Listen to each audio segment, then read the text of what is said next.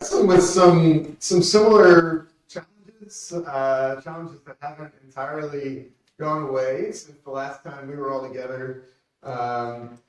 Look forward to an opportunity to both teach, but also to learn with you all. I think we can learn from each other on a question that is a really old question. Who is my neighbor? I'm a historian by trade, and I'm interested in this series in thinking about how we can learn from those who have gone before us. So from time to time, we'll go back in history and think through some stories of those who have gone before. I'm also someone who's interested in the present moment and in the times in which we are living right now, and what it looks like to live out our faith in these times. So the title of the series, Cultivating Love and Justice in Dangerous Times. There's been a lot of talk in the last 10 or so years about, I think the word unprecedented has been used unprecedented numbers of times. I think there's lots of reasons for that, and we could talk more about that. It's been an anxious time, it's been a time of tumult and change, and a time in which, for many folks in this country and around the world, the times have felt dangerous. Part of what I want to bring to the conversation as a historian is a sense that the times have often been dangerous in the history of our country. Now, that's not to relativize the challenges of our current moment. But I was reminded over the weekend, today is actually the 60th anniversary of a really landmark moment in American history, Bloody Sunday, in Selma, Alabama. And I'll come back in a later week to a story from that moment. But the basic idea was there was a march that began at a church and an apartment complex in Selma, Alabama, for voting rights, and that was confronted on the Edmund Pettus Bridge with opposition and obviously an assault on these peaceful protesters. Those were dangerous times in 1965, and they were also times of remarkable organizing and community and breakthrough. So again, we're going to come back to that moment, just thinking at the outset. I think the truth is democracy in the United States has always been incomplete. It's often been imperiled. The kind of guardrails of democracy have often been insufficient. This is part of what we teach in American history, is the many different ways, the many different moments when democracy has been under significant challenge. When we would look back and actually say democracy failed in important ways, and we could think about the years after Reconstruction and the Civil War, where in the American South a new world was being born, a multiracial democracy was being born, and then was snuffed out over the course of several decades. Democracy has often been imperiled. The challenge of forging a nation and a world where justice rolls down like waters, righteousness like a mighty stream, I think has most often been taken up in the face of long odds. So, I don't want to say, in saying any of that at the outset, that the challenges we face are not significant. And I think that's part of what many of us experience in our daily lives, a sense that love and justice are hard to hold together in a time like this. I also don't want to say at the outset that history just repeats itself, because I don't think that's true. Sometimes you hear that. In saying that we live in precedented times, I don't want to say that things are always the same. I think actually things get better and things get worse. And they sometimes get better and worse in the context of even just one life. And we can talk some about that, give some examples of that over the course of this month.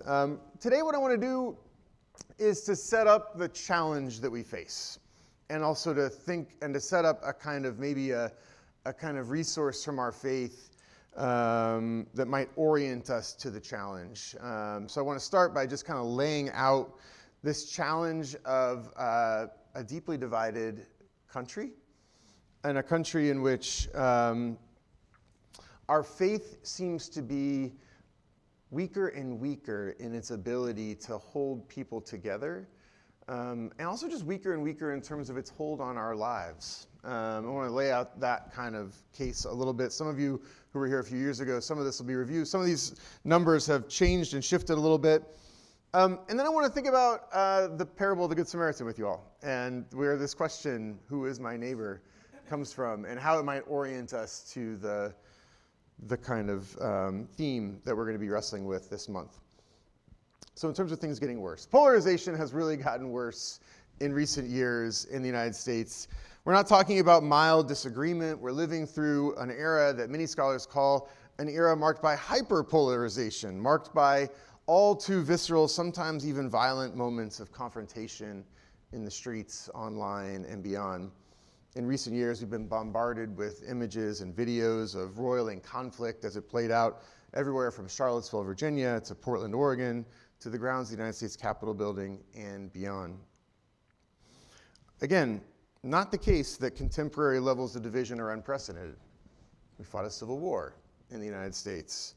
But I think that historical perspective brings only sort of modest relief when we learn, and this is one of the numbers that's changed. I don't know how well you can see this since the last time I was here, that more than 40% of Americans say it is, quote, unquote, very likely, or at least somewhat likely, that there would be a second civil war, not sometime in their life, but in the next 10 years.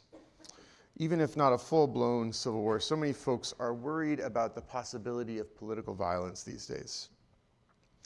Somewhat of a rude awakening, I think. I grew up in the 1980s. Before I turned 10, the United States had declared victory in the Cold War, and in the 90s, some scholars heralded the end of history, that we had entered a moment where really the kind of challenges of war and whatnot were likely over, that democracy had won, and with it, peace and prosperity.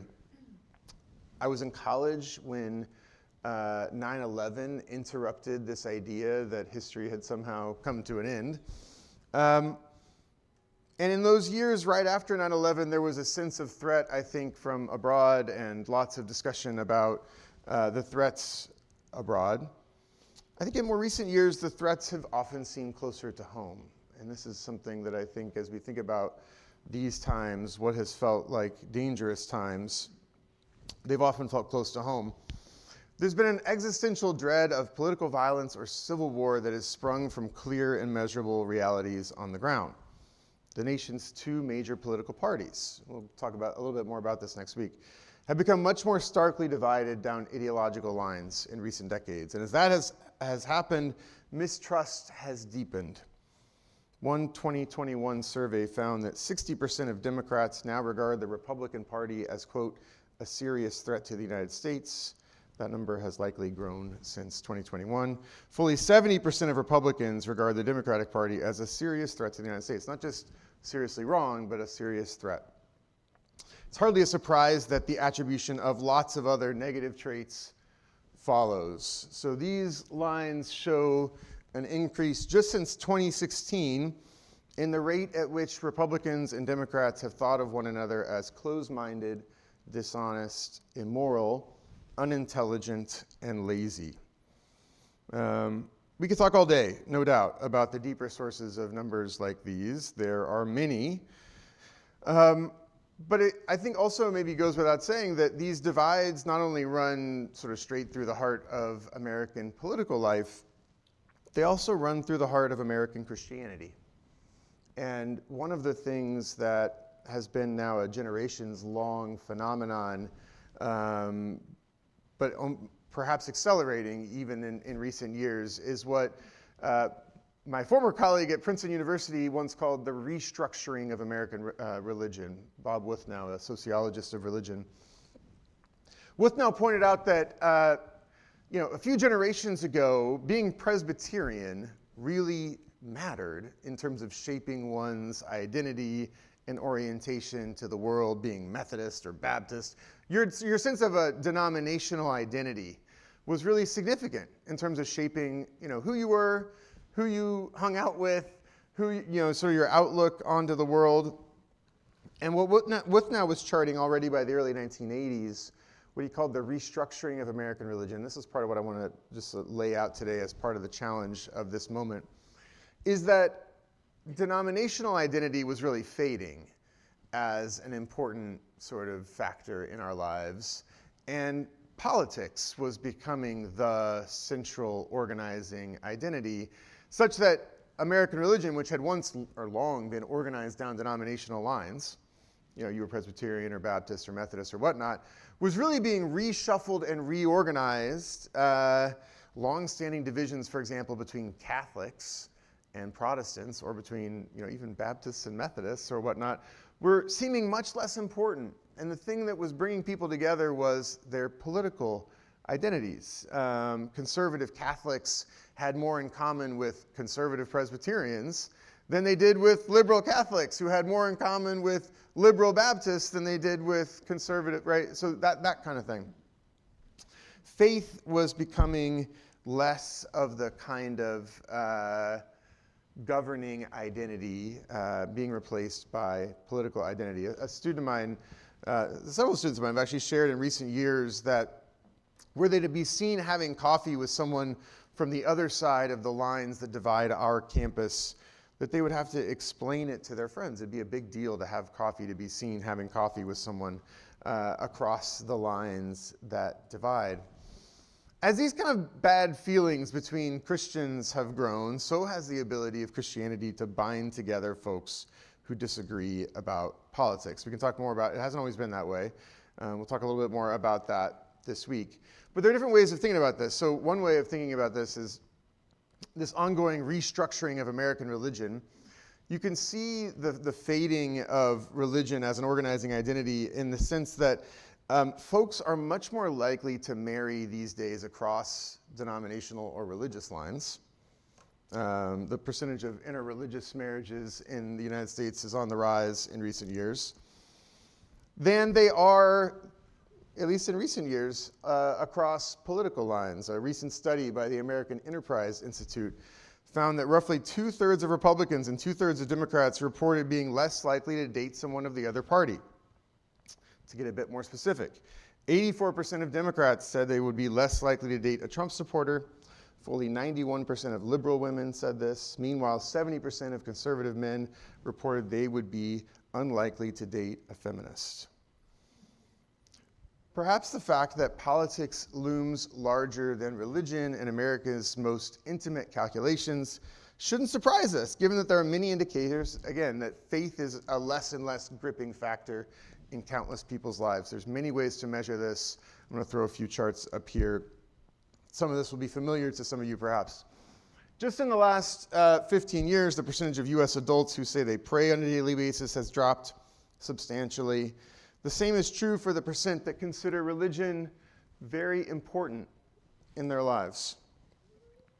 To bring it even closer to home, you can see on this chart that the percentage of U.S. adults who are Protestant is dropping faster than the percentage of folks who are Catholics. This used to be thought of as mainly a mainline problem, that the mainline denominations were losing numbers, but we know that actually also evangelical denominations, conservative churches in recent years have also faced diminishing numbers. Again, this is all just sort of to the point of faith as a less and less gripping factor in people's daily lives. You probably know, I think we talked last time I was here at least a little bit, about the rise of the so-called nuns, N-O-N-E-S, not N-U-N-S. The N-O-N-E-S, this is a group of Americans who don't claim a religious affiliation. If they're asked, they'll say that they're unaffiliated or they don't have a particular denomination. That group has been expanding at a remarkable pace in recent decades. And this is, again, a kind of sign of that thing that Withnow was talking about, that people aren't identifying, especially with religious institutions, even at the congregational level, in the ways that they once did. As recently as 2007, you can see this on this chart, an overwhelming number of Americans, nearly 4 in 5, identified as Christian. They affiliated with a church of some kind, while not even 1 in 5 said they were unaffiliated. In the last couple decades, those numbers have really converged quite historically. I think this actually is a sort of really significant generational change. What we also know is it's a generational change. So young people are, if you look up at the top, the silent, you probably can't see these descriptions very well in the left column, but the silent generations at the top, boomers, Gen X, millennials, Gen Z, nothing in particular is the yellow. So you can see that category grows as you move into the younger generations. While, for example, Protestant is the blue, and that category shrinks significantly as you move down through the generations. It's not to say that the nuns, the unaffiliated are not necessarily, we don't think they're atheists, or they may not even be agnostic. Many of them actually have a vibrant spiritual life, but they don't identify with religious institutions, Christian institutions. There's a lot of studies that indicate that part of the reason young people are increasingly disenchanted with churches has a lot to do with this polarization stuff, actually, and the ways that churches have navigated political life. One 2023 Pew study found that a major driver of growth in the nuns is dissatisfaction with what religious organizations are doing in the world. Fully 47% of nuns see faith-based institutions in a negative light, and they're not alone. We know that in recent years there's been a kind of great resignation of pastors. Pastors are resigning and considering resigning in higher than usual numbers, and one of the top 3 reasons, according to a lot of the survey data, is current polarization. It's really hard to be a pastor in a time like this, where the country is so divided.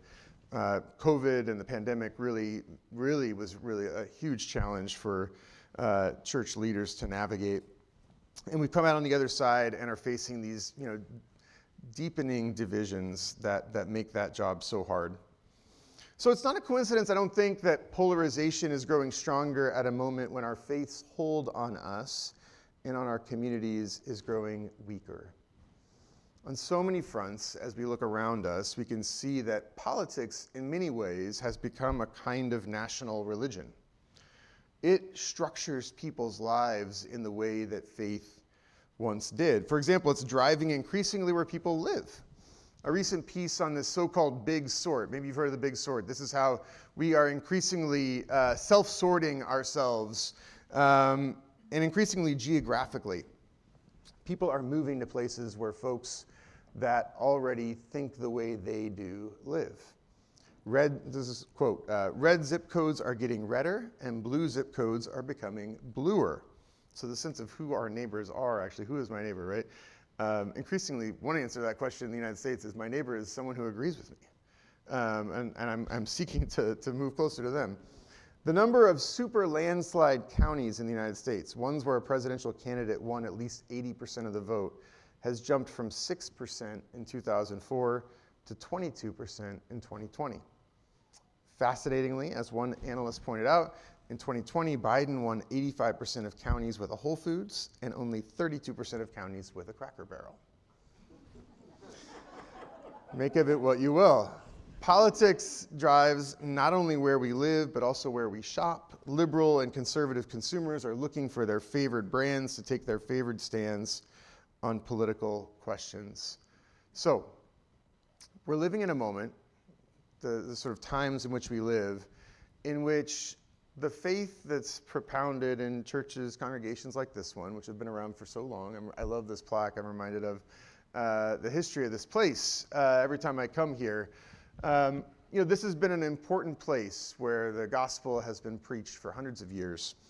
Part of what, if you look at the survey data, if you're looking around us, we're living through a time of great change, and a time in which the kind of faith that's been propounded here on this corner seems to be less and less salient in people's lives. So part of what I want to do is think about with you these next few weeks, what does it look like to be faithful in a society where politics is the national religion, where faith seems to matter less and less? What can one congregation do? What does it look like to be a faithful witness in a time like this? when I put the title together, the idea of cultivating both love and justice, I mean, in some sense, it seems like those things should go together. But the part of the way the title of my series is working is it sometimes can feel like it's hard to do both. Why is that? I think some folks think that the answer to the polarization of this time is just to be nicer. Niceness as the answer to polarization. We should be nice to folks no matter what they say or do. Where we find conflict, let's stuff it down. Let's pretend like it doesn't exist. We can lean into niceness. We can just not talk about the things that we disagree with. I hear other folks sometimes saying, well, polarization isn't really the issue. That's something that people like to say is the issue. The issue is oppression. The issue is injustice. And I'm not going to be in the same company with people who are on the wrong side of these vital issues that I care about deeply and that affect our communities. That's a kind of complicity. So I've certainly, seen folks on all sides of contemporary political divides say it's no problem. Maybe it's just flat out right to wash one's hands of folks on the other side. We need justice. We can love people who are with us in that fight, but we're not going to love people who are not with us in that fight. It's fine to wash one's hands of folks on the other side. But is it okay to wash our hands of folks on various other sides? Part of what, can you all see, can you read this? I don't know if this is too, what I want to do is come back to Scripture and to the parable of the Good Samaritan. And I want to do this, I want to read this parable twice. I'm hoping actually to get some volunteers. I don't know if you can read it from where you are. Maybe you could come up and get some other voices in this room. And as we read it twice, I want you each time to choose a different character to identify with in the parable. So 2 different characters, 2 different times. And the question for you as we hear this ancient parable read aloud, and as you inhabit 2 different places in the story, is what does this parable mean to you? What is it about? Parables are intended, I think, to have a multiplicity of meanings. So I don't think we have to try to figure out together the one meaning, the one thing that Jesus meant by this parable. But I want you to think about what it means to you at this moment in your life, in your community's life. What does it mean? And I'll give you a chance after that second reading to talk to your neighbor about that, and then we'll come back together. We have 2 volunteers. You want to? Okay, here's 1, and there's 2. Perfect. Would you do our first reading, and then and again? So each time, be a different person. Don't be the same person both times. Okay? Thanks. Please. An expert in the law stood up to test Jesus. "Teacher," he said, "what must I do to inherit eternal life?" He said to him, "What is written in the law? What do you read there?"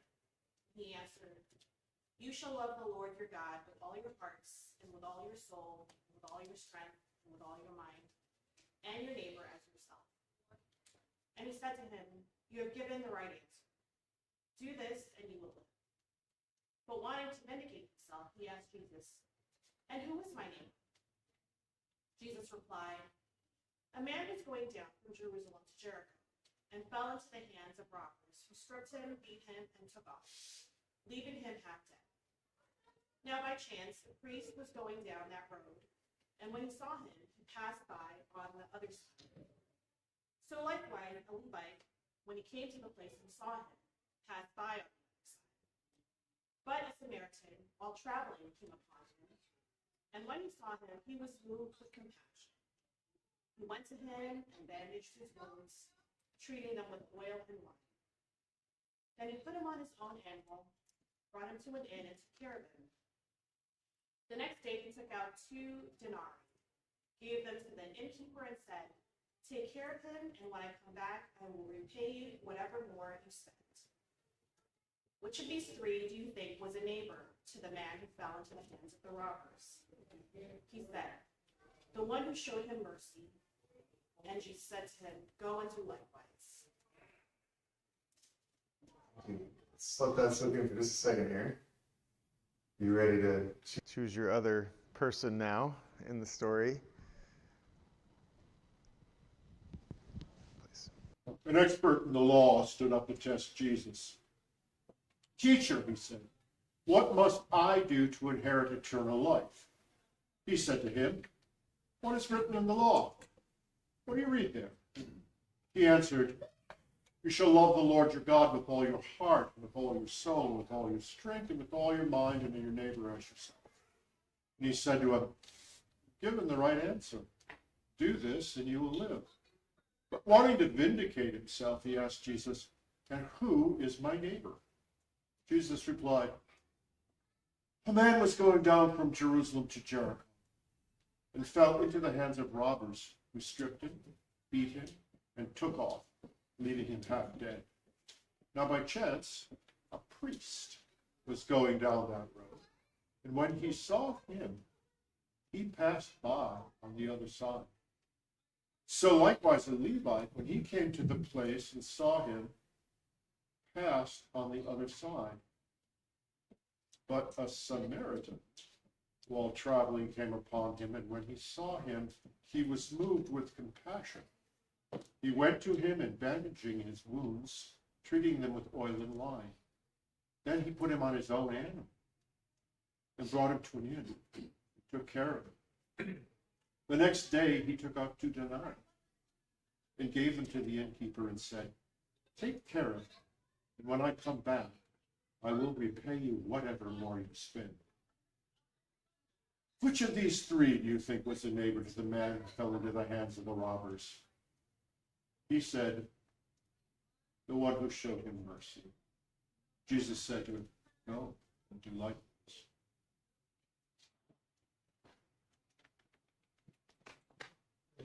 Thank you so much, friends, for bringing your voices into the room. What I want you to do is turn to the person or a couple people next to you and share with them, which characters you were each time. What did anything pop out differently for you depending on which one you were? And what does this parable mean to you? What is it as you listen to this morning? What strikes you about it? What seems significant? What do you think Jesus is trying to say through this parable? So take a few minutes and talk to your neighbors. Come back together. I'll ask some folks to share.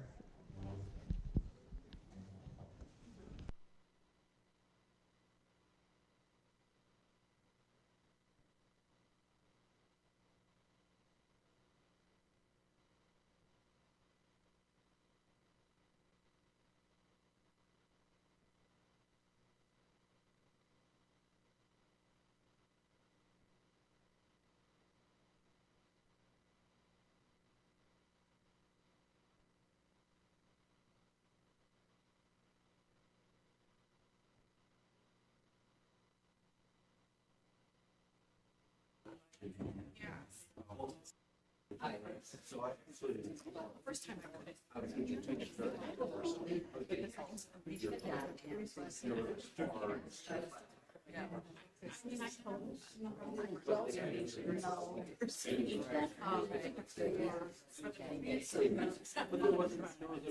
Did it all the time. Sometimes, right. Gave them something.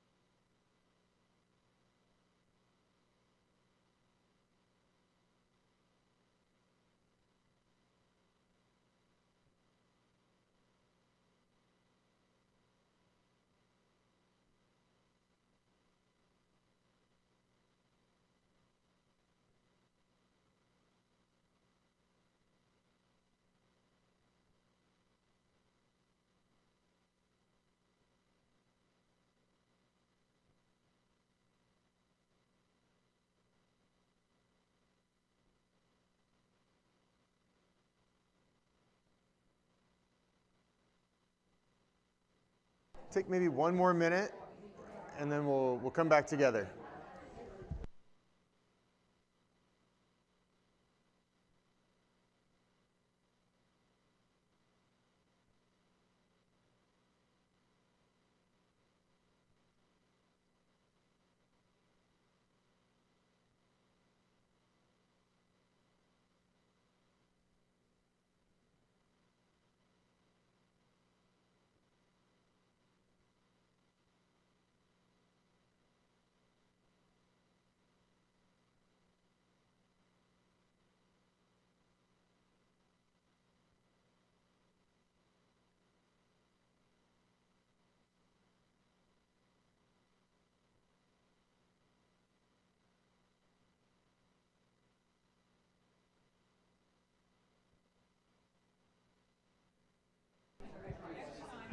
All right, if you can wrap up, I know we could have this conversation the rest of the morning.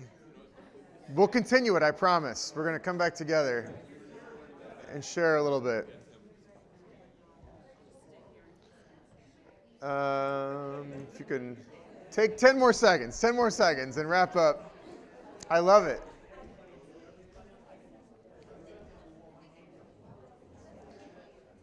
Okay.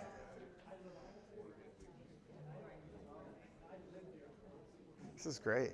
Can't pull people out of conversation. It's a good problem to have. I'm going to bring us all back together. I want to continue the conversation, but now in the larger group. What did you talk about? What were some of the things that came up in your discussions? I thought it was interesting, not myself, but that taking the role as robbers. I wonder how many people took the role as robbers. Interesting. And that they need to figure out who they are as far as the neighbors and their neighbors are. And I don't think too many people really give too much thought to that. Yeah, that is really what was it like to be the robbers? And that's interesting. Yeah. Others? Things that struck you, things that you thought about. Yeah. I took the role of the victim, and as a person who probably would rarely be the victim, what does that feel like to be the victim and to have people who could help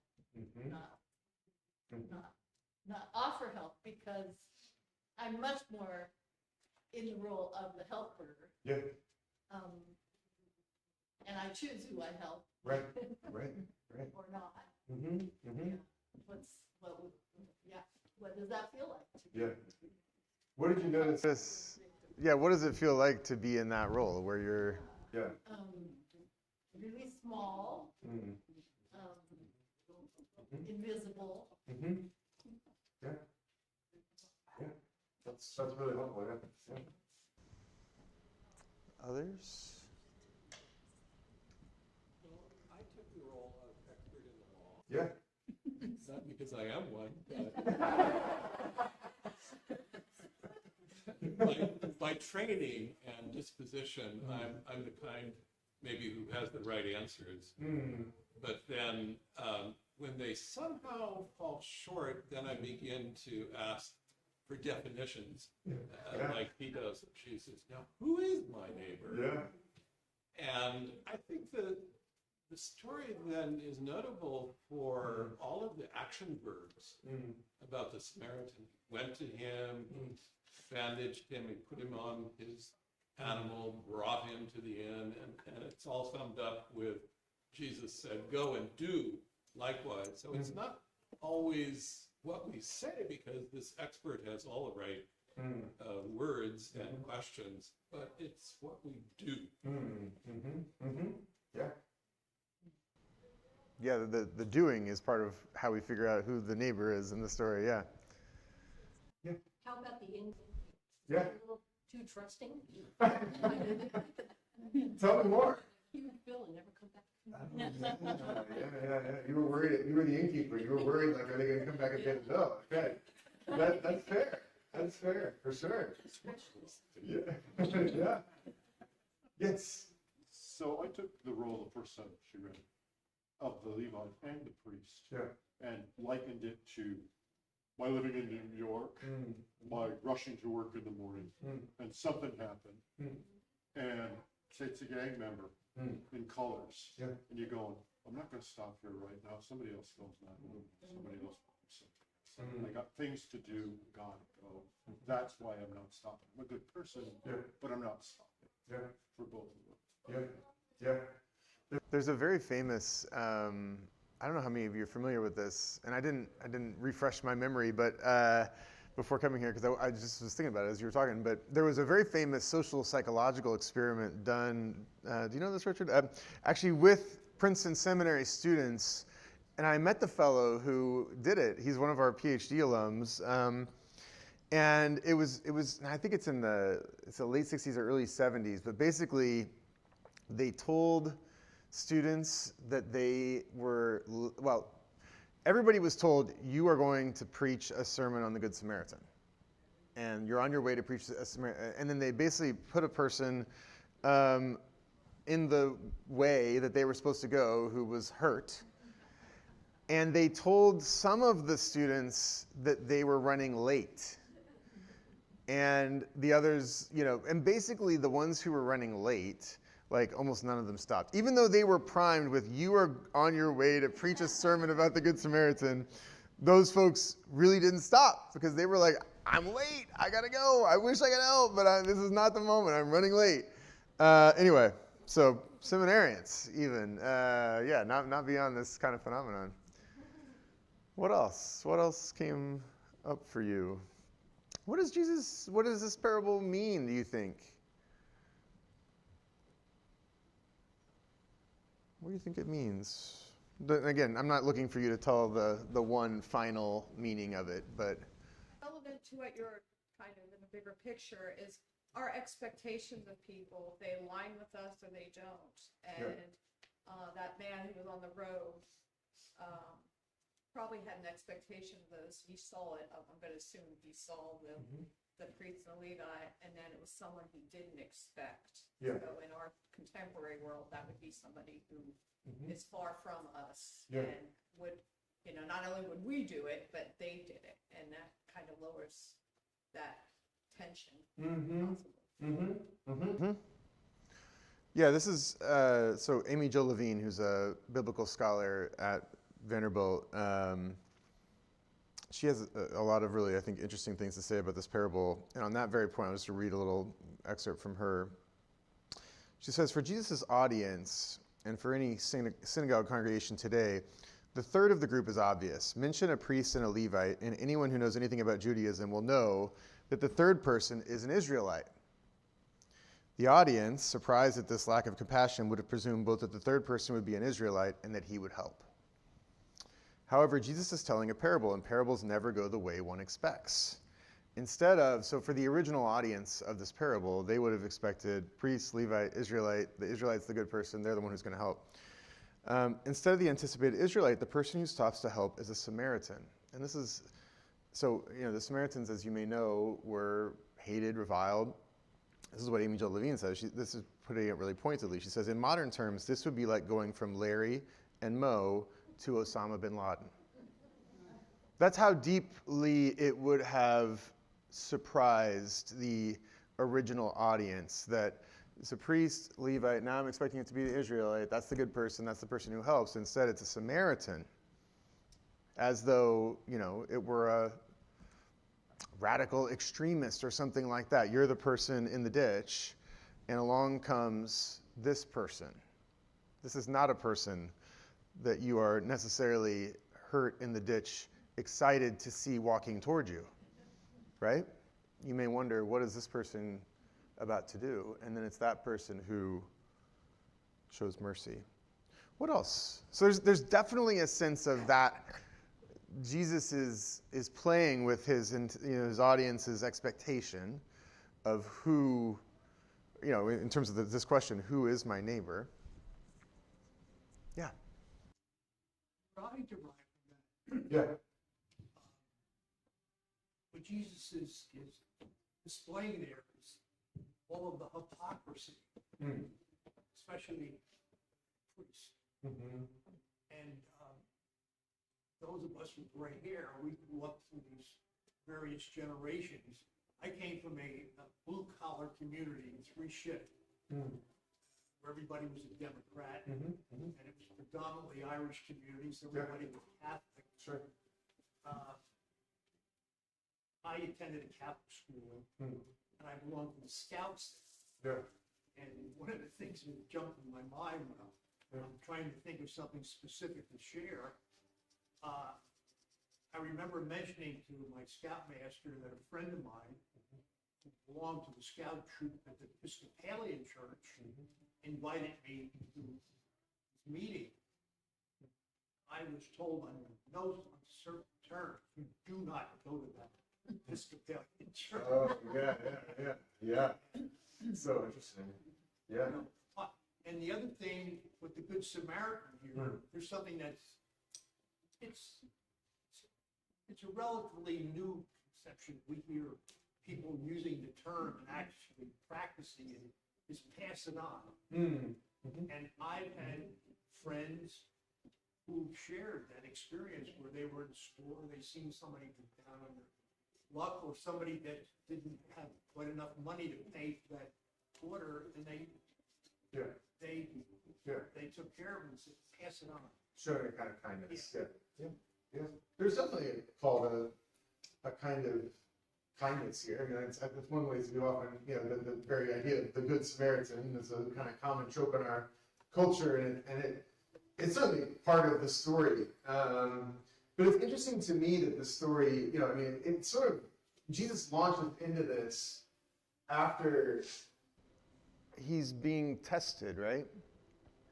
And he's giving a really straightforward answer. And then I love the scripture says, wanting to vindicate himself. This is the NRSV. He asked Jesus, and who is my neighbor?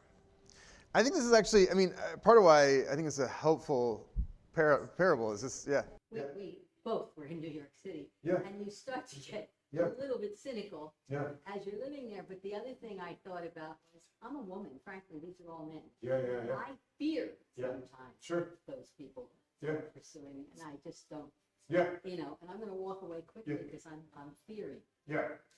totally. An interesting Yeah. that doesn't come up with this stuff. We're all thinking about men. I What think- about the women? Yeah. How do you do this? Yeah.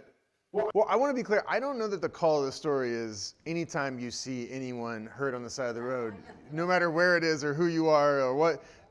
I don't know that the call of the story is to help under any circumstances in that way, if that makes sense. Often we can help, sometimes we can help, but sometimes wisdom or experience might lead us to say, and I don't think Jesus is saying anyone who asks those kinds of questions, they're really important questions. You're right. I don't think just anyone has to be the one to stop and be the Good Samaritan in every moment. I think you're right about that. It seems to me like Jesus is in part doing this other thing with, he's answering this very particular question, who is my neighbor? And it is a question that I think has very contemporary resonance. If all the stuff that I was reading, all those charts, all those stats about the way we look at one another, in a sense, this is a time where a lot of Americans are asking, who is my neighbor? Which Amy Jo Levine says, she says, to ask that question is a polite way in this context of asking, who is not my neighbor? Who does not deserve my love?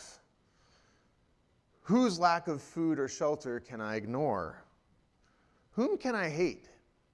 That's what's being asked of Jesus. Because the law, the teacher of the law knows the law is going to ask him to love his neighbor as himself. And so he's saying, okay, but who do I get to not have to do that with? Right? In a way. Jesus is saying, that's the question. Who do I not have to do that with? And I think this is the thing that it feels to me very contemporary, right? In a sense, it's like, okay, Jesus, I know you say, we all know this. This is the Sunday school lesson. Love your neighbor as yourself, right? This is the commandment. But we don't really have to do that with some people, right? This is the way that, this is the question that Jesus is confronted with. What is Jesus' answer to that question? do you think? I mean, is this parable offering an answer to the question, who is not my neighbor? Who do I not have to, whom can I hate? Does he give? Say more. Jesus needs a perfect love. I mean, he was perfect to me, so he's not going to waste time with the negatives. He's just going to present the positive. Yeah. What is the positive, though? I mean, Well, the Samaritan made a choice. He made a choice to stop. Mm-hmm. So if he can see what had happened and maybe saw a bit of himself in what had happened and wanted to help. Yeah. Wanted to be his neighbor. Yeah. I don't know. Samaritan, makes a choice. Yeah. Yeah, sure. Yeah. Samaritan didn't base his choice to help on what this person looked like, what he was wearing, what political affiliation he might have had. So he's saying a person in need is a person in need, and we should see beyond some of those other categories. Yeah. And in that way, we're thinking about ourselves in the guise of the Samaritan. Like, how do we, if we're that character, how do we decide who to help and who not to help? Yep. Yeah, I find it a very intimate experience. In today's world, it's very generalized in world today. And I think, I do believe in humanity. Yeah. That when someone comes, we don't, then validate who that person is when we go to help them. I don't think that's a natural instinct in most people. Yeah. But I think he brings it down to that individual level of, all right, now take this and show mercy. It's not like one person. Yeah. It's a broad base. Yeah. Yeah. If we think about Allison called us earlier to think about ourselves as the person in the ditch.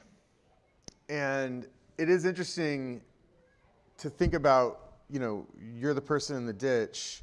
Who is the person now that's walking over to be the one to help you? There's this interesting question as we think about the question of who is my neighbor. One way, in moments of vulnerability, who are we willing to receive help from? This is Amy Jo Levine again. She says, to understand the parable as did its original audience, we need to think of Samaritans less as oppressed, but benevolent figures, and more as the enemy, as those who do the oppressing, Jo Levine says. From the perspective of the man in the ditch, Jewish listeners might balk at the idea of receiving Samaritan aid. They might have thought, I'd rather die than acknowledge that one from that group saved me. They might have said, I do not want to acknowledge that a rapist has a human face. They might have said, I do not want to recognize that a murderer will be the one to rescue me. Jesus, in playing with his audience's expectations that the third person is not an Israelite, but is a Samaritan, is, in response to this question, who is my neighbor? Jesus is giving the answer, there's no one that you can put beyond that category. I'm not allowing you to put anyone beyond that category, that everyone, in some sense, you are subject to the law. Here, the law to love your neighbor as yourself. There's no category that you get to exempt yourself from that commandment. I know we need to wrap up here. On the right track. Yeah. Because the Samaritan is a contrast to the expert in the law. Yeah. The Samaritans were deviant in cultic terms. Yeah. They didn't worship the way the Jews themselves did. And so he's a deviant figure. I'm just kind of wondering then, if you blanked out Samaritan in this passage, what could we fill in? Yeah. I would be, sorry? Just Jesus, excuse me, but I was just thinking, if Jesus was saying this today, the Samaritan would be a Palestinian. And the other thing, Good. instead of dwelling on this term neighbor, immediately we think in today's terms, your fellow man. that's because this can be misleading. Yeah. If we think in today, what you began with today, Yeah. the world we live in today, Yeah. and what's the cause of it? Yeah. Immediate. Yeah. So, yeah, it should be your fellow man. Yeah. Well, no, I think that fellow man is too generalized, and we need No, I'm particularity. We can have disagreement. That's great. That's great. Yeah. But as everyone knows, I dabbled in the religion, so I would want to fill in the blank with a very particular kind of figure for whom many Christians harbor suspicions, and that would be Muslims, Hindus, Buddhists, and so forth. Yeah. I think, I know I need to wrap up here, so I'm going to let one more comment, and I'm going to try to wrap this up. Yep. Well, when you said Osama bin Laden, Yeah. I thought, okay, so for me, if I was a woman, a brown woman here in this country, oh, okay, someone coming to help me would be a white man with a red MAGA. Yeah, sure. That's me. Sure. Yeah. And I think this is really helpful because I think part of what my sense is, I mean, Jesus is not, in this sense, the parable in its original telling is playing with the expected assumptions of that audience, right? And turning those expectations upside down. My sense is you could fill, and this question of like, who could we fill in there? It might be different depending on the audience. I think you can fill in different people depending on the audience you're speaking with. But my sense is that the move that Jesus is making is, in this guy who's asking him the question is trying to shrink the category of neighbor. And Jesus is not allowing him to do that. Jesus is saying, you need to have a more expansive sense of who the neighbor is. And so for each of us, actually, maybe this audience doesn't have one shared assumption that would helpfully, allow us to fill in one person. But for each of us, there may be ways that Jesus would want to turn upside down our sense of who is not neighbor. And that's where I think, and this is where I'll end, is that my sense is that our faith does call us to embrace a more expansive view of neighbor than our society at this moment is calling us to embrace. How do we do that? What would it look like to do that?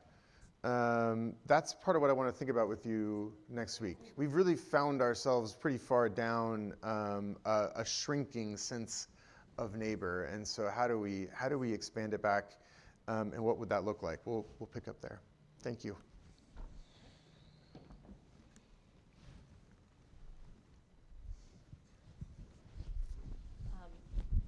This is going to seem really inane, and I'm going to try and connect it somehow, but we're out of apple juice for our fellowship hour, and I forgot to announce it at the beginning.